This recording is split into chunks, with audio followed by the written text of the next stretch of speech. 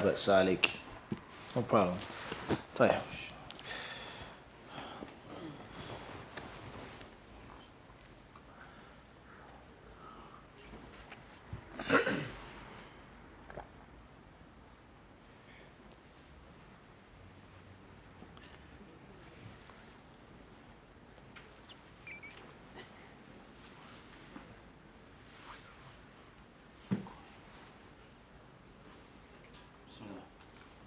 بسم الله الرحمن الرحيم. الحمد لله صلى الله وسلم وبارك على رسول الله وعلى آله وصحبه وسلم تسليما كثيرا. أما بعد.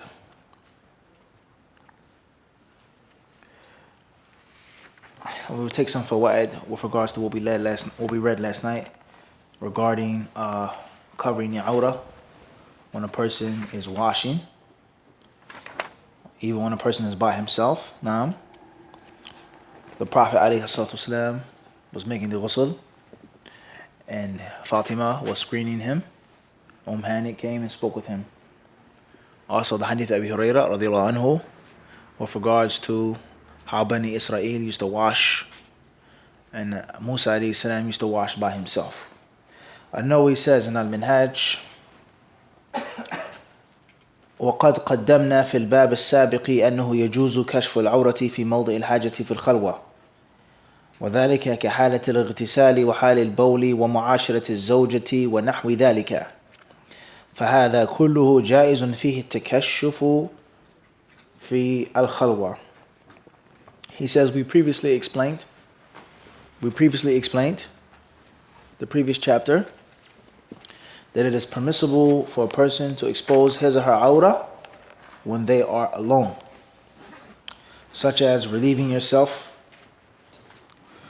such as taking a bath or shower, such as, he says, mu'asharat al-zawja, living with your wife, a wife living with her husband, whatever that means and includes. Everybody understand this? Looking at your wife looking at you, being undressed in front of your wife being undressed in front of you at the time of intercourse, etc. He then says all of this is permissible to uncover yourself in these times and in these states. وَأَمَّا بِحَضْرَةِ النَّاسِ فَيَحْرُمُ كَشْفُ الْعَوْرَةِ فِي كُلِّ ذَلِكَ. As far as when people are around, حَضْرَةُ النَّاسِ, people are around, then all of that is haram. You cannot relieve yourself in front of the people if they're not allowed to see your private area. You cannot wash up in public in front of the people. Everybody understand this? You cannot be like this with your wife in front of the people. So all of these things go to show you, as we were mentioning last night, and shed light on many things in which a Muslim is not going to be able to do. And the difference between the Muslim's lifestyle and the non-Muslim's lifestyle. The Muslim's lifestyle and the non-Muslim's lifestyle. Just think how many things are now impermissible based off of this. You want to be an actor? You want to be a Muslim actor?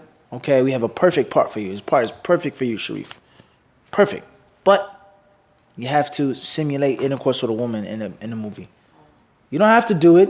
You're a devout Muslim, but just you have to act. That's a part of the movie. It's not going to be the same if you, can we take it out? No, it's not the same. Can't do that. You can't uncover your odor in front of the people. You can't go to a public bathhouse, as we said last night, or be on a football team or a baseball team in which the people are walking around with their private parts exposed in the locker room, in the shower room. You can't be a part of that football team, that soccer team. You just can't do it. Because if you do cover yourself with a towel or wash up by yourself, the people make fun of you. They'll laugh at you. They'll call you a sissy. Are you gay? Are you a homophobe? Who do you think you are? Is your private part bigger than everybody else's? What's the problem, dude? You imagine kuffar. You have anyone who's ever played sports before? He knows the concept of the team and how they talk. I mean, what's the problem? I mean, what's going on? Are you a saint? They may ask you this. Everybody understand this? So can you be around that mockery, that laughter, making fun of you and your deen? Just want to cover my private parts. What's the big deal? Everybody else is doing it. Everybody understand this? And there are many other things that Muslims can't necessarily do. Okay? Bihadrat nas, in front of the people, using the bathroom, using a stall and a rest stop, in which your private part is a big chance it's being exposed, let alone the urine splashing on you or not, istinja or not. But the concept of you kashf al-awra in front of the people. So all of these things, these are specific fiqhi details, specific rulings, haram, halal. But as we always do in our classes, it shows a greater concept. It sheds light on a bigger idea. And that is the idea of the Muslim's lifestyle is supposed to be distinct from the lifestyle of the non-Muslim. Everybody understand this? And not in every single thing. Some things is okay. They're sheer. You wear a green shirt. A non-Muslim wears a green shirt. You wear a down coat. A non-Muslim wears a down coat. You wear a hoodie, black hoodie with red stripes. Inshallah, I don't know what those two colors are symbolic of, red and black. But in general, non-Muslims wear that, Muslims wear that. Everybody understand this?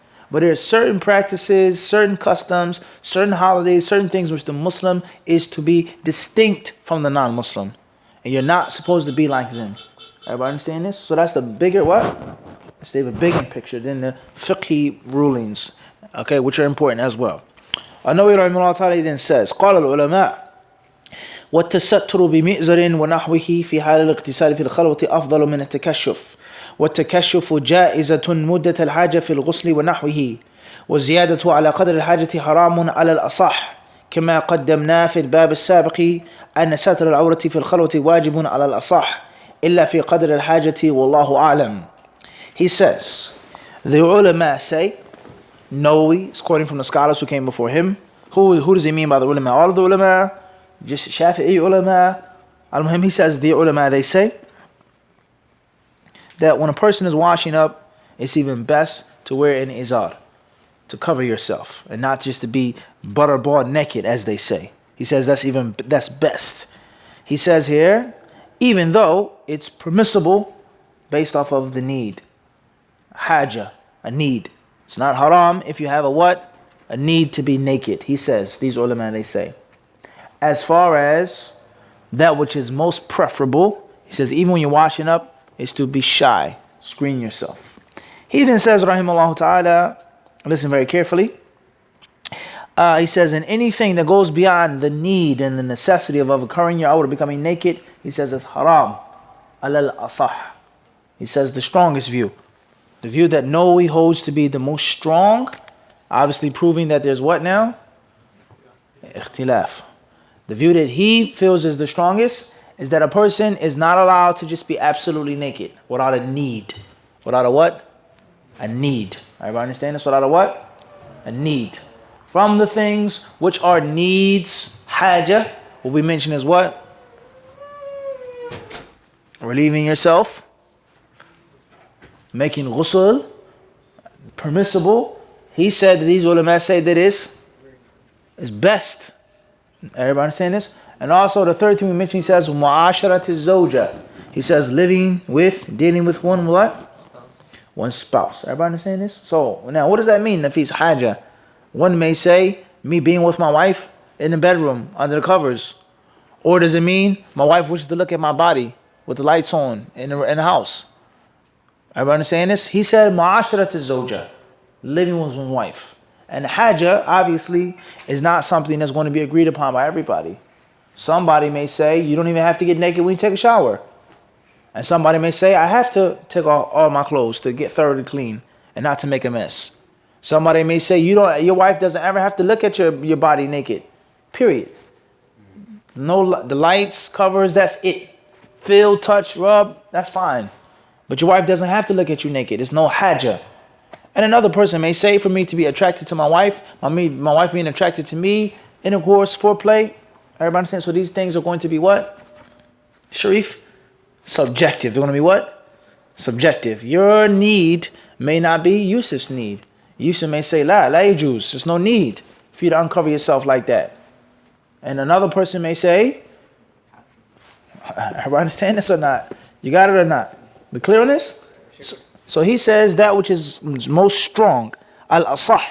His view, al-asah. He says the most strong view is that it's haram to expose the awrah when a person is what? Alone. Illa qadar al-haja. Except for the what? The need. Everybody understand this? Other ulama may say differently. We're not here to discuss that issue. So these are some of the four. Moving forward, he says, rahimahullah ta'ala, وموضع دلالته من هذا الحديث أن موسى عليه الصلاة والسلام اغتسل في الخلوة عريانا وهذا يتم على قول من يقول من أهل الأصول أن شرع من قبلنا شرع لنا والله أعلم. He says here, what we mentioned last night, he says موضع الدلالة, the highlighting point, محل الشاهد, محل الدلالة, موضع الدلالة, all synonyms. He says the highlighting point from the hadith that we mentioned last night is that Musa alayhi salam washed up and he was naked. He was alone and he didn't have on any clothes, by himself. Everybody understand this? He says, and this part of the hadith is only used based off of what?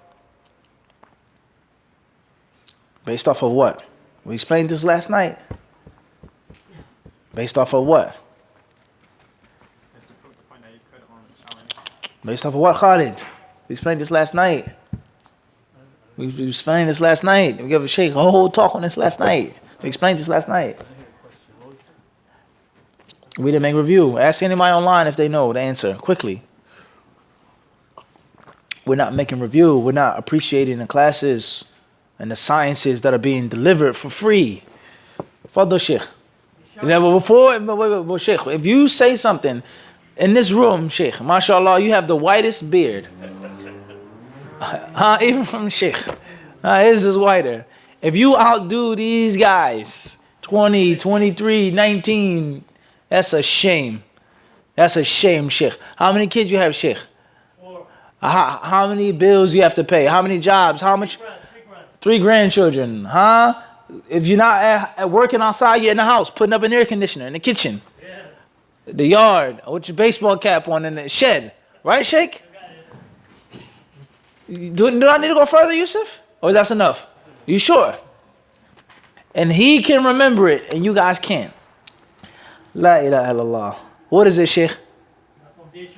The Sharia of the previous people is the Sharia for us.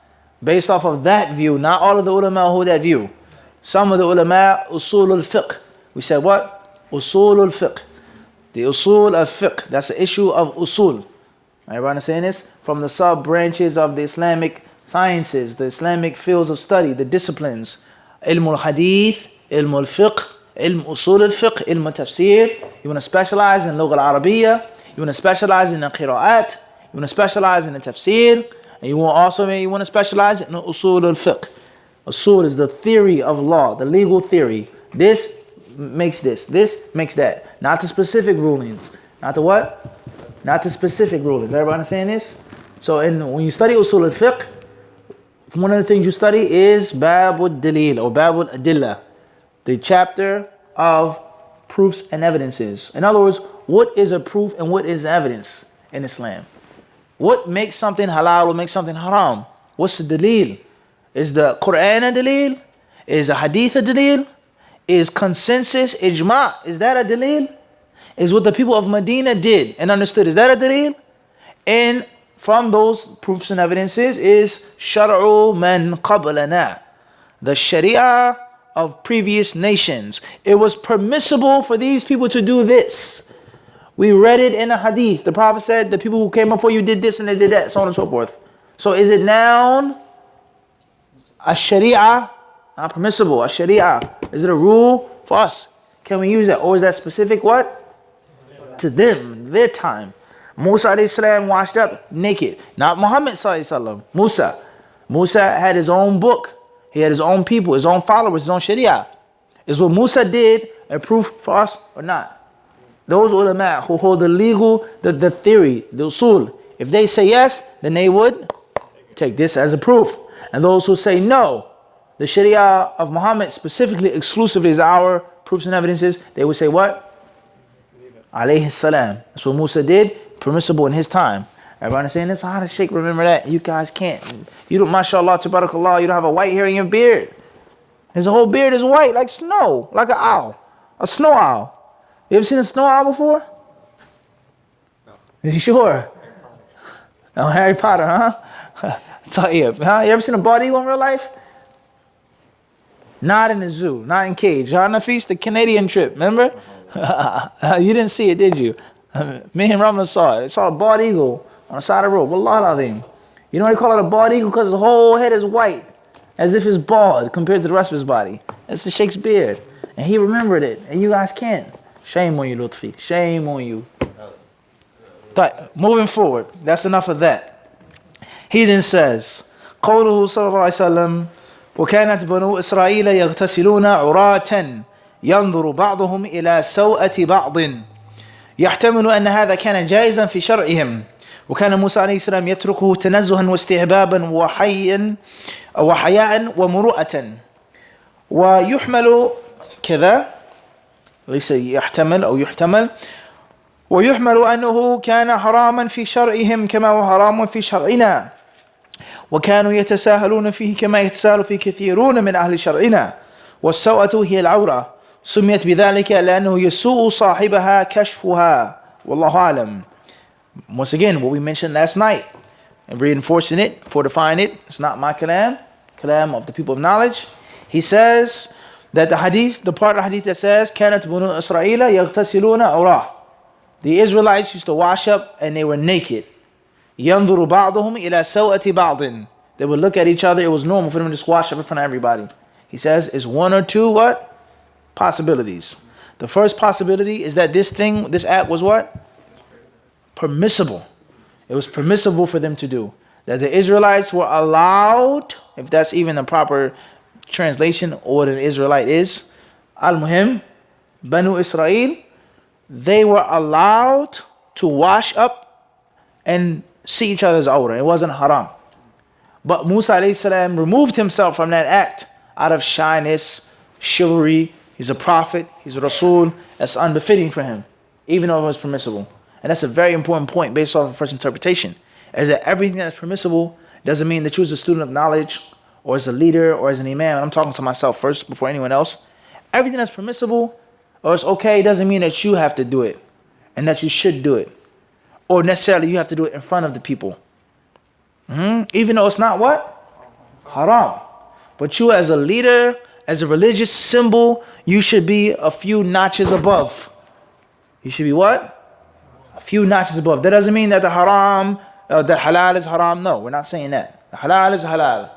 But just the concept of leader, the concept of what? Role model. Everybody understand this? A captain of a ship. Everybody understand this? You clear on this? He may be depressed and sad. We're doomed. Do you think he's going to show that in front of his subordinates? Of course not. He goes into his captain's cabin and sits down and cries and punches the wall and pulls his hair out. Stressed. What do we want to do? He doesn't show that in front of them. He's a human being though. He has a level. He is an example. He's a role model. People look up to him for guidance. They'll get strength through his strength. They'll become patient through his patience. So if he despairs and shows his human nature, then everybody's ruined. So how can an Islamic leader do things just like any other person does? And when you say something, say, well, it's not haram, is it? It's not mandatory, is it? That's not right. There's some things in which is different, but we're talking about certain things. And from them, there lies no doubt, is the concept of dress code. Dress code. The leader of the Muslims is supposed to dress in a certain manner, whether it's mandatory or not. Everybody understand this? Whether it's mandatory or what? Or not. It doesn't have to be haram for you to avoid it. You should do that which is best because you're a leader. People look up to you. People, they take your guidance. You just be distinguished in character, in knowledge, and also in your appearance. And also what? Your appearance as well. And this is well known in any field of life. You go to McDonald's, the manager has on a special what? Shirt. Or a hat. One of the two. That's the manager right there. His pants, shirt, something distinguishes him from the other people. Everybody clear on this? And it's a wisdom behind that. It's a what? It's a wisdom behind that. Khayr, inshallah. So therefore, he says that it's a possibility that it was permissible, but Musa alayhi salam, he left it off. The second possibility or scenario is that it was haram. It was haram upon Banu Israel to do that. But they were laxed. Yatasahalun. They were sinful, they were laxed. He says, just like many Muslims are sinful and lax to the same issue, exposing the what? The awrah. Everybody understand this? As we mentioned last night. Khair, inshallah. Moving forward.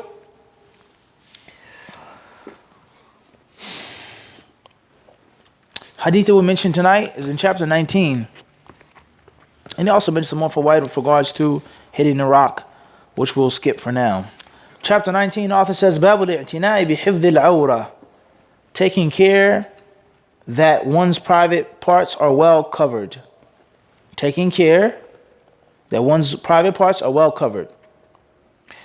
The mandatory duty, the obligation, the necessity of looking after your awrah.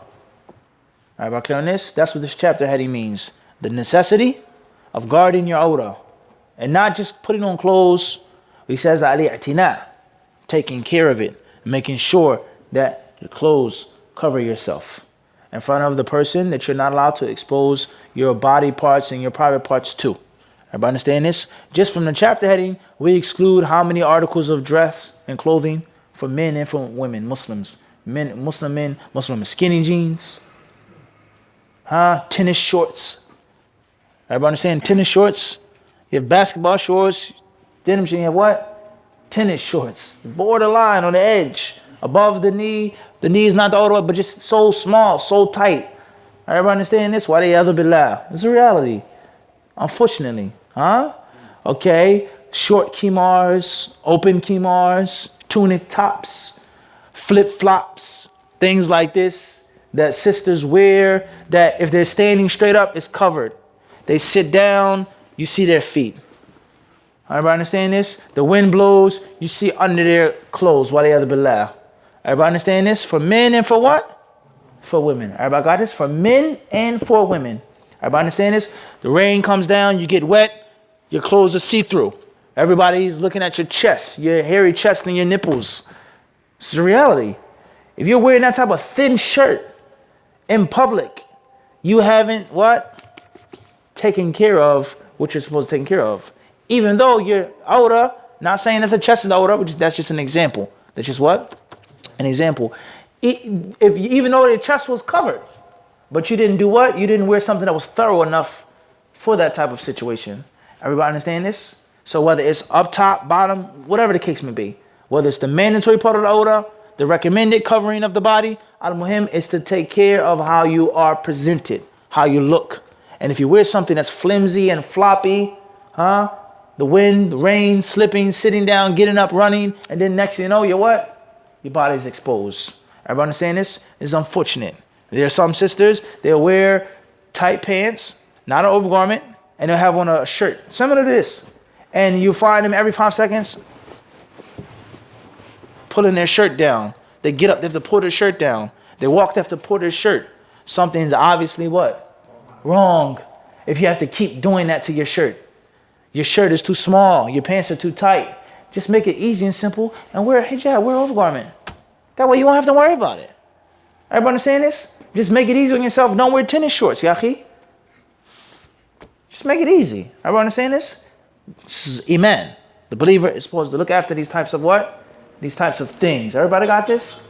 Khairan inshallah. So it says, Hadith Jabir ibn Abdullah radiyallahu anhuma, أن رسول الله صلى الله عليه وسلم كان ينقل معهم الحجارة للكعبة وعليه إزاره فقال له العباس عمه يا ابن أخي لو حللت إزارك فجعلته على منكبيك دون الحجارة فقال فحله فجعله على منكبيه فسقط مغشيا عليه فما رؤي بعد ذلك عريانا صلى الله عليه وآله وسلم. Narrated Jabir, the son of Abdullah radiyallahu anhuma, while Allah's Messenger sallallahu alaihi wasallam was carrying stones along with the people of Mecca for the building of the Kaaba, wearing an izar, says a sheet of cloth one below the waist. His uncle Abbas said to him, "O my nephew, it would be better if you take off your izar and put it over your shoulders underneath the stones." So he took off his izar and put it over his shoulders, but he fell unconscious. And since then, he had never been seen naked. And since then, the Prophet ﷺ was never seen what? Naked. The Mahalul Dilala or Mawdi'ud Dilala from the hadith is that once that incident took place, the Prophet ﷺ, the people never ever what? saw him again. In other words, he did what? He took care of his awrah. He took care of his what? His awrah. The clothing, the action, whatever way the Prophet ﷺ taught his ummah to do what? To take care of their what? Their awrah. And not just the mandatory part of covering awrah, but just Islamic modesty in general. What? Islamic modesty in what? In general. Everybody understand this? Islamic modesty in what? In general. And this is a topic, a lecture in itself, especially for students of knowledge. As we said to some sisters before, asking about certain overgarments, certain khimars, it's permissible, it's not tight. But if you consider yourself a student of knowledge, a sister who has a status, who has a level, who is a role model for other sisters, teaching classes in the masjid, your overgarment should be the longest. It should be the biggest. Your gloves should be the best gloves. Your everything should be covered up because you are above the average now. Everybody understand? You're what? Above the average. Everybody got this? And we don't have to go back and beat the horse of the men. We already said that already about the brothers. Covering the head, wearing the thobe, not having your pants beneath your ankles, not trimming your beard, letting your beard grow long, profusely. Wearing the best clothes that you can. But now we're just talking about the sisters. You should be recognized, and respected and dignified in your hijab. This sister is a student of knowledge. She is the mu'allima. Everybody got this? And every Muslim sister should try her best to dress and wear that which is best. And to dress in the best way, without a doubt. But I'm specifically talking about people that have been given leadership, that have been given status. They should try their best. Everybody clear on this? So that's the highlighting point from this hadith. Al-Hafidh al-Nawawi rahimahullah ta'ala, he says here in Sahih Muslim, the Sharh of Sahih Muslim, he says here, وفي الحديث بيان بعض ما أكرم الله سبحانه وتعالى به رسوله صلى الله عليه وسلم وأنه صلى الله عليه وسلم كان مصونا محميا في صغره عن القبائح وأخلاق الجاهلية وقد تقدم بيان عصمة الأنبياء صلوات الله عليهم في كتاب الإيمان وجاء في رواية في غير الصحيحين أن الملك نزل فشد عليه صلى الله عليه وسلم إزاره. It says here, this hadith tells us that the Prophet ﷺ was protected and he was blessed by Allah. He was blessed by Allah even when he was a young boy. This hadith is talking about when the Prophet was what? When he was young, before prophecy. He wasn't a grown man. They didn't see his older as a grown man. He was carrying the bricks for the Kaaba when he was a what? Young boy. His uncle Al-Abbas radiyallahu anhum. Everybody clear on this? The Prophet was young. He wasn't a grown man. He was what? Everybody got the story? We know the Prophet's involvement with the Kaaba. The Prophet's involvement with doing the different things for the bait as a young man. His family, his tribe, his clan. Everybody understand this? In this story, they were carrying the bricks. So he says, put your izar on your what? On your shoulder. Take it easy on your skin, on your back. Everybody understand this? So now he says that Allah Azza wa Jalla had protected him even as a what? Young boy.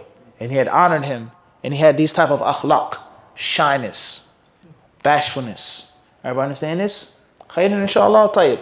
So that's the main point from the hadith. Let's move forward and not spend too much time on that. The next chapter, the author rahimahullah ta'ala says, Babun or Bab al-Innama al-Ma'u min al-Ma'. Chapter number 21.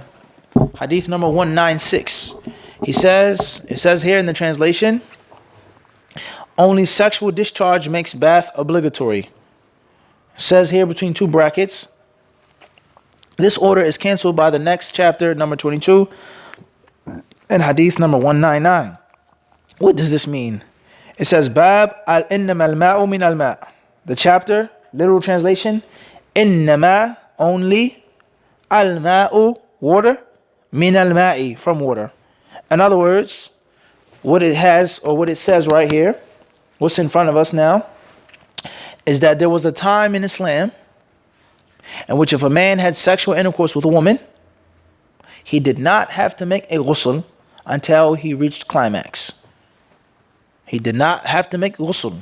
The ghusl was not mandatory until he reached climax, orgasm, ejaculation, until he came. Everybody understand this? Everybody understand this? Until he finished. As far as if he had sex with this woman, and he's had sex with her for 5 minutes, for 10 minutes, Allahu Alam how long, and he did not ejaculate, then he could get up and make the salah. He was not junub. He was not what? Junub. until there was ejaculation and not necessarily discharge. That's a vague terminology. That's extremely vague. That's what? Extremely vague. Everybody understand this? In most cases, a man doesn't get an erection, let alone being in front of a woman, let alone touching a woman, let alone penetrating a woman, except that there is abundance of discharge. Pre-seminal fluid, as we explained in the previous classes. We explained the wisdom behind that and also the science behind that. How masterfully Allah created the human body. It's wisdom, it's science behind, quote unquote, pre-cum. What it does for the body, the male's body, how it protects it, and how it helps in the woman conceiving the child. We explained all of that in detail. And that's something that is very important for Muslims to understand. Allah created man fi ahsani taqweem. Says in the Quran, in the best fashion. Everything about man. Man's face, man's fingers, man's toes, man's insides, man's outside. The organs, the parts, the bones, the brain is amazing. How Allah created the human being. A perfect system. Everybody understand this? When you use the bathroom, it's a reason why you use it like this, like in this manner and that manner. When you sleep, when you wake up, when you're hungry, when you yawn, your eyelashes, you just blinked. It's a wisdom behind blinking. It's a protection when you blink. Why are your eyebrows like this? Why are a man's shoulders broader than a woman's shoulders, etc.? It's wisdom. And Allah says that He created man what? Fi ahsani taqweem. The best fashion, the strongest way. Everybody understand this? So therefore, this translation is vague. Only sexual discharge. Sexual discharge is pre-seminal fluid. That's not what the hadith means. And that's also linguistically considered ma. Literally water. It's a fluid. It's discharge. So that's wrong. What's meant here is actual semen. Mani. We explained mani and madhi and wadi in detail. Khair. So therefore, the basic rule in Islam, John, is that it was a time in which you did not have to make a ghusl, even though you had vaginal intercourse with a woman, unless you reached what? Climax. Everybody got this? There was a time, there was once a period in Islam in which that was the what? Ruling. The author then says, or the translator then says, in between the brackets, he says, this order is cancelled. In other words, it's mansukh. Mansukh. It's no longer a ruling. And there was another hadith that came later on. That came later on and canceled and did away with that previous what? Ruling. And that ruling was إِذَا قَعَدَ بَيْنَ شُعْبِهَا الْأَرْبَعِ ثُمَّ جَهَدَهَا فَقَدْ وَجَبَ الْغُسْلِ. The hadith that says, literal translation, إِذَا قَعَدَ بَيْنَ شُعْبِهَا الْأَرْبَعِ. When a man rests behind the four corners or in the four corners of a woman, her thighs, her legs, her knees, her hands, the different interpretation. When a man sits and rests on a woman, between a woman, in the manner in which a man does for intercourse, ثُمَّ جَهَدَهَا. And then he literally fights, struggles, moves. Everybody understand this? You understand or not, Sharif? This is... Tayyib, it's a jihad, if you want to call it that. Tayyib, now that's jihad, Jim, ha, and dal. This is jihad, no doubt. Tayyib, everybody clear on this? This is very important. The general fiqh, and also many of us, there's no doubt about it, many of us, we have not learned basic sex education outside of Islam. Okay, I don't know how the school system is now. Maybe they take it out, you know, I don't know. When I was in school, this is stuff that you had to learn. You had to learn basic things about the anatomy, male, female, STIs, STDs, condom, female condom, this type of act. You had to learn about that. They gave out condoms in the school and they promoted safe sex or abstinence. And they actually taught you about the body and things like this. So therefore, that's one concept. Now, the next concept is, whether it's in school or whether it is with the older brothers, your father, your uncle, just the concept, the etiquette of getting married. There are many young brothers, and I want to say this openly, malish, there's no shyness in the deen. There's some young brothers, or just, and I'm not talking about none of you guys, maybe, but I'm not talking about you now. It may apply. And the shoe fits weird, Allahumma stan. There's some brothers, men and women, but specifically brothers, they're too giggly, laughing. They're not mature enough to be with a woman Islamically. They'd rather have a girlfriend or talk to a girl online, Facebook, this is that, but an actual marriage, a woman That's halal, lawful for you. The sister, she may come to the imam, and it's the reality. She says, he hasn't slept with me yet. We've been married for 2 weeks. He didn't sleep with me yet. He didn't touch me yet. I didn't make a ghusl yet. Wallah, it's a reality. Everybody understand this? And the brother, he's Muslim, he prays, makes salat, speaks Arabic, but he doesn't know the basic etiquettes of sex in Islam, let alone the basic etiquettes of manhood in Islam. He has sex with me, but it lasts 2 minutes. This is a reality. I'm not trying to make anybody laugh. This is a reality. And he's not impotent. It's not like he has a sickness or illness. He's old. He's a young, strong man. But, she says in 5 minutes he rolls over and he leaves, goes out and plays video games. He goes with his friends. He's not handling his business in the bedroom as a Muslim man. Everybody understand this? As you said, jihad. Everybody got this? So it's upon the father to teach his son these things. It's upon the uncle or the big brother or the aki in the masjid to teach the youth how to be a man.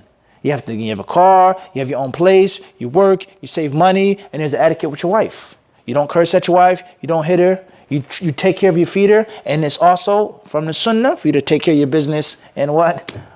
Fighting jihad. Makes sense? It's fair enough? Everybody clear on this? So there are many people that just don't have a clue. They just don't know. Okay, I was never with a girl, I don't know anything, and the father doesn't even tell his son. He just gets married to her and just, Figure it out, huh? Allah musta'an. Which is not necessarily a bad thing, but sometimes it is. Especially if that sister has desires. She's a virgin, but she has desires. I'm 19. I want to get married. I got married for what reason? This guy comes here laughing and joking. It's going to be a problem later on. It's going to be what? It's going to be a problem. And the same applies too with regards to women.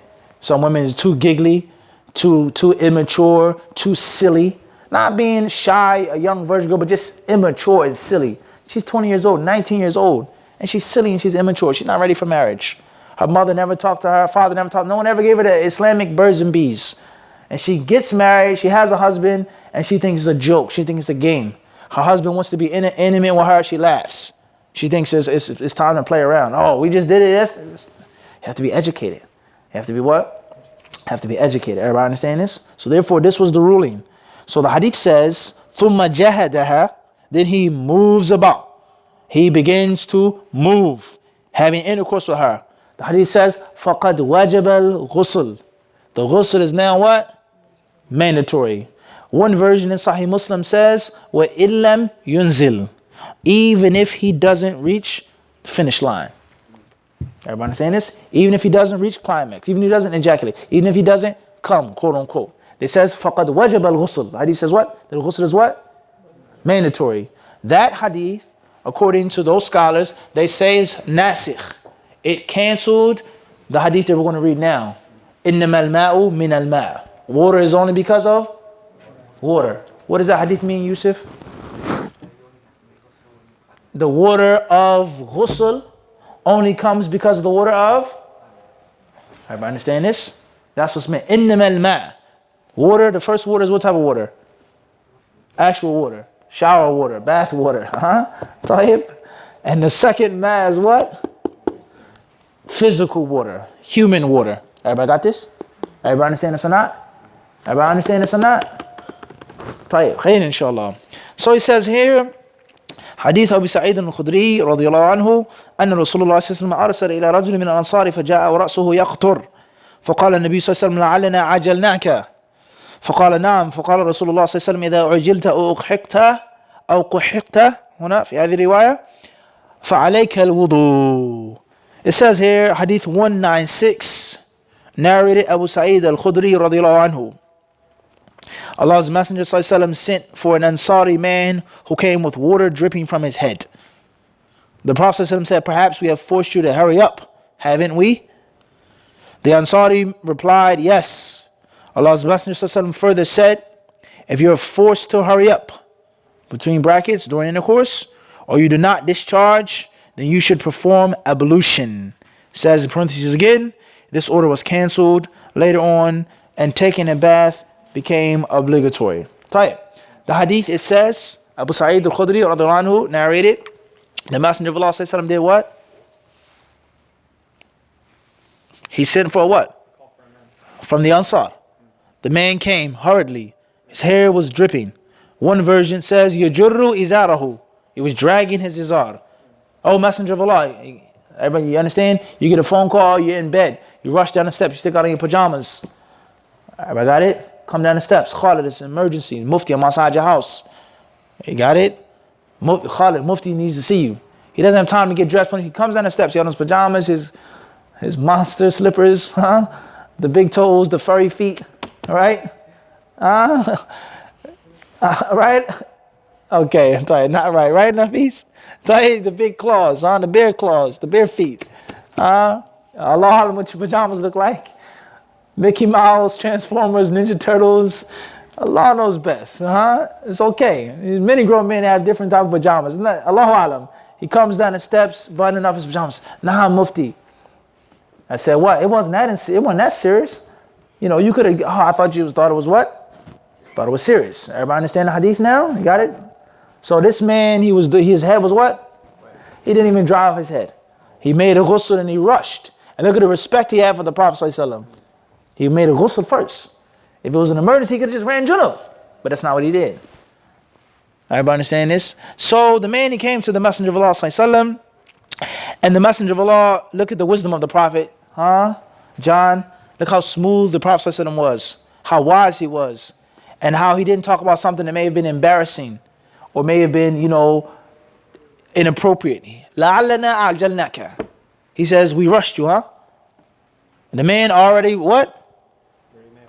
He already understood what he was talking about. He didn't say, you were having sex.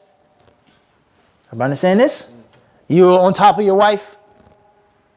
As some of us would have done. That's what Nafis would have probably said. Damn, Mufti, what's going on? You made a ghusl, what are you doing?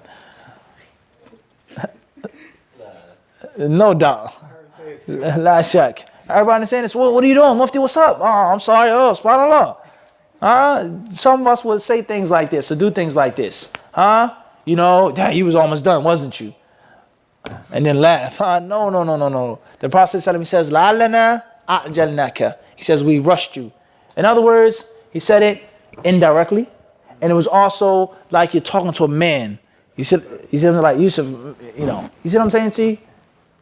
Like a gentleman, but something that's known among what? Among men. Among what? Among what? Among men. We rushed you, We got you out of bed, Everybody understand this? So the man, he then said, Naam. He says, yes, O Messenger of Allah. I was on top of my wife? No. He said, what? Yes, that's it. It's understood. No need to say anything other than that. He then said, إِذَا أُعْجِلْتَ أَوْ قُحِطْتَ. He says, when you are hurried, when you're rushed, an emergency comes up, something comes up, and you don't finish. Or it says, oh, quhit. Another version says, uqhiqt. When the literal translation of that part of hadith says, when there's a drought. Allahu Akbar. Qaht. Literally means what? A drought. Everybody understand this? When you're having intercourse and there's no water. In other words, you don't what? No, not tayammum, Sharif. No. There's no what? But speak the language of the people. Ali radiallahu anh says, hadithun nas bima ya'rifun. He says, shooting blanks. What's important is that you have intercourse and you don't what? You don't reach climax. You get up for one reason or another, and it's a different ruling now. It's very important that he said that. The first version says, ujilta, when you're hurried. You get an emergency, a phone call, somebody's breaking into your house, someone's stealing your car. Something happens, you have to get up and stop having intercourse. That's one scenario. Everybody understand this? The second scenario is what? He had intercourse and he just stopped. He quit. He was tired. She was tired. He ran out of gas. But he didn't? Didn't reach climax. And there's two different what? Two different things. Everybody got this? The two different what? Two different what? Two different things now. Because somebody may understand the hadith narrowly. The only time I don't have to make a ghusl when it was permissible was if I'm what? If I'm hurried. If it's an emergency. Everybody understand this? No. One of the two. No water. There's qaht. Is what? Drought. Hey, we got this or not? The Prophet ﷺ, he says here, فَعَلَيْكَ الْوُضُوء. He says, then you must make what? Wudu and not ghusl. Everybody got this? That's the hadith of Abi Sa'id al-Khudri. Before we get into the specifics of the fiqh, we'll move on to the next hadith. Hadith number 197. حديث أبي بن كعب رضي الله عنه أنه قال يا رسول الله إذا جامع الرجل المرأة فلم ينزل قال يغسل ما مس المرأة من ثم يتوضأ ويصلي. Hadith 197 says, alhamdulillah, we're coming up on the 200 hadith mark. Alhamdulillah, studied 200 hadiths from Bukhari and Muslim. It says here, narrated Ubay bin Ka'b radiallahu anhu, I asked Allah's Messenger sallallahu alaihi wasallam about a man who engages in sexual intercourse with his wife but does not discharge. Once again, that vague term is used. It says, he replied, he should wash the parts which come in contact with the private parts of the woman, perform ablution, and then offer salah. And then offer what? And then offer the salah. It says here between brackets, Abu Abdullah said, to be on the safe side, one should take a bath, and that is the last order. Yani Imam al-Bukhari. That's the statement of who? Imam al-Bukhari. He says, regardless whether it's mansukh or not, whether the ruling is what? Cancelled or not, the person should make ghusl. He then says, and that is the last order. In other words, he takes the view, the madhab, that ruling was abrogated, was mansukh. It was no longer. Everybody understand this? Also, as we said last night and just now, the concept of nasikh and mansukh, something abrogating, something being abrogated, these are also from the study of usul al-fiqh. Everybody understand this? Of usul al-fiqh. Right. So the hadith says, and look how contrast this hadith is to the hadith of Abi Sa'id al-Khudri. And perhaps, Nafis, and Allah knows best, hopefully all the viewers can pay attention and understand this and respect this. I say perhaps the reason why the terminology is so contrast, the style is so different, is because Abu Sa'id al-Khudri, the Prophet, another man, and perhaps other Sahaba. And perhaps the hadith of Ubay bin Ka'b was just who? Them two. The Rasul and what? Ubay. And that's why Ubay mentioned those words. إِذَا جَامَعَ. He didn't, nothing was indirect. It was clear. He says, جَامَعَ. When a man, literal translation, congregates with a woman. Like jama'ah. Everybody understand this? Or on Friday you do what? Jumu'ah. Jim, Mim, Ayn. ذَلِكَ يَوْمُ, Allah says, يَوْمُ الْجَمْعِ. The day of what? Congregation. So Jim, Mim, Ayn. A jami' is the name of a big masjid. A jami'. Or a book. Al-Jami' as-Sahih. These three words, Jim, Mim, Ayn, they mean what? Congregation. Something being put together. Everybody understand this? Show you the Arabic language and how you study and understand the Arabic language. Now, so the word jama'a, why is it similar to Jumu'ah? How can sex be like Jumu'ah? How are they related? Yawm al-Qiyamah like sex. Kaif. How is this?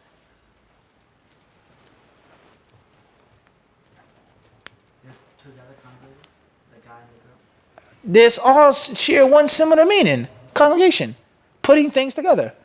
All of the creation, all of the Muslims in one masjid, or a man and a woman congregating.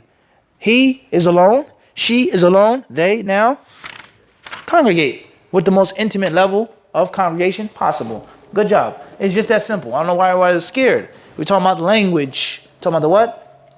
The Arabic language. Everybody got this? From one thing, what? Everybody got it now? You believe it yet, or you still have doubt? Tayyib, that was years ago we said that. Tayyib. So therefore, Ubay radiallahu anhu Nafis, look how different the hadith is. The words that he used were what? Direct and frank. The hadith of Abi Sa'id al-Khudri, when there was other people around, the words were what?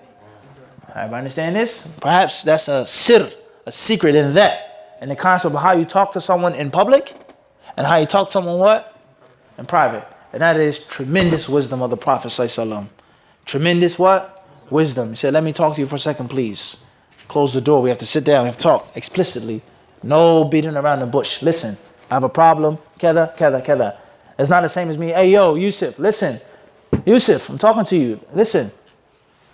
It's embarrassing. You did this and you did that. your mother, your father complained about this. It's not unbefitting in front of everybody. But if I talk to him directly, then as my brother, I'm going to do what?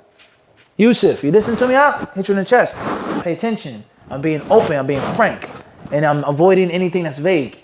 But that's not necessarily the same as me being in front of the people. I say, like last night, right, Yusuf? And he got it. If I understand this, this is from the akhlaq of a leader in Islam. There's know what to say, know how to say it, know when to say it, know who to say it in front of, and who what? Not to say it in front of. And then many of us, we just don't have this skill. We just don't know. We haven't been trained. We just say things in front of people that are inappropriate. And when we are behind closed doors, man to man, brother to brother, we're afraid, or we beat around the bush. And I'm bootlicking and I'm kissing up to you instead of telling you what you need to hear. Or you telling me what I need to hear. Everybody understand this? This is a very important part of our deen. So therefore, Ubay radiallahu anhu, he says, إِذَا جَامَعَ الرَّجُلُ. He says, when a man makes jima, sex, it then gets, he says what? فَلَمْ يُنزِلْ. And he doesn't make inzal. Literal translation, he doesn't send down. He doesn't send out.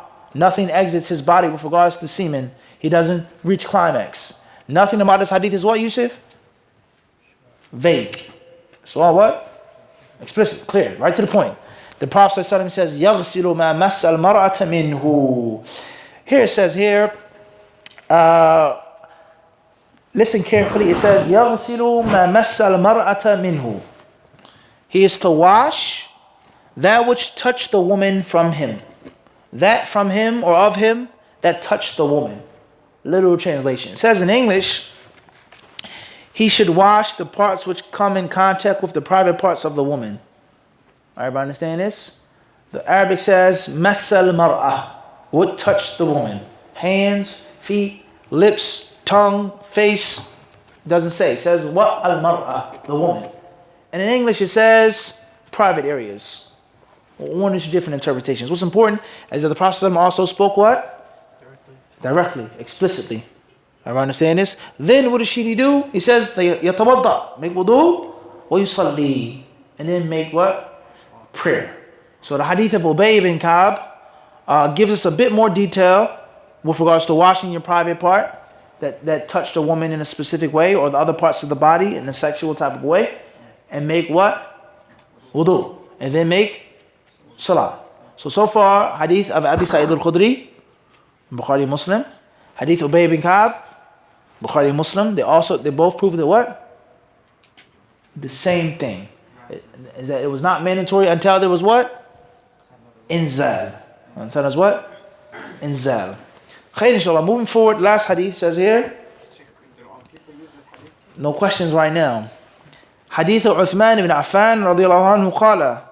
أو قال له زيد بن خالد أرأيت إذا جامع فلم يمني قال عثمان يتوضأ كما يتوضأ للصلاة ويغسل ذكره قال عثمان سمعته من رسول الله صلى الله عليه وآله وسلم. Hadith 198, narrated Zayd ibn Khalid. I asked Uthman ibn Affan radiyallahu anhu about a person who engaged in intercourse but did not discharge. Once again, translator is stuck on this word. Uthman replied, he should perform ablution like the one for an ordinary salah, but he must wash his penis. Uthman radiallahu anhu added, I heard it from the Messenger of Allah sallallahu alayhi wasallam. It says once again, it's the third time the translator is mentioning this again. This order was cancelled later on, and taking a bath became compulsory for such cases. Tayyib. It's not necessarily nothing wrong with that, mentioning the same point, but he mentioned it what? Before, more than once. So this hadith is narrated by Uthman. Zayd ibn Khalid, the Sahabi, he asked what? A question. What was that question?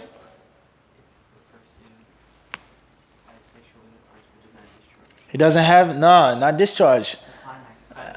Mani. He says, Falam yumni. Amna yumni. Everybody understand this? Tayyib? If a man that has no mani, that does not negate what? Madhi. And madhi is a type of? Everybody got this? He says, what should he do? Uthman said, يَتَوَضَّأُ كَمَا يَتَوَضَّأُ لِلصَّلَاةِ. Make wudu like salah, normal. وَيَغْسِلْ ذَكَرَهُ. And wash his private part. Uthman then supported his fatwa and fortified this ruling by saying, You heard it. this is not my view, this is not my opinion, it's not my fatwa, it's something I got from the Rasul of Allah. Everybody understand this? So how many hadiths we have now? 3. Abu Sa'id al-Khudri, Ubay ibn Ka'b, Uthman ibn Affan, all proving the what? Same thing. The next chapter goes to support the view that says that this ruling was canceled. It was what? Canceled. Everybody got this? It was canceled. There are many, many other questions or issues that pertain to this, such as, what about a woman? A woman has sexual intercourse. A man enters her. He penetrates her vaginally. And she doesn't reach climax. That's a whole long discussion in itself, which we're not going to get into right now. We don't have enough time. Let alone it's just already deep enough. Kalam. That's a very important concept. Long concept in itself. Long series of lectures with regards to a woman in Islam and outside of Islam as well. So a woman, she has sex. I say her husband reaches climax, but she doesn't. Does she have to make a ghusl? Everybody understand this?